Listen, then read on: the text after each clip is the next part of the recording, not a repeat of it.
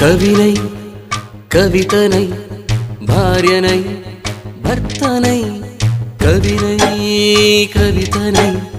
భార్యనై భర్తనై మల్లెల దారిలో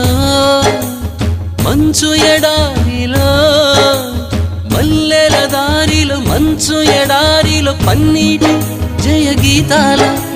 కన్నీటి జలపాతాల నాతో నేను అనుగమిస్తూ నాతో నేనే రమిస్తూ ఒంటరినై అనవరతం కంటున్నాను నిరంతరం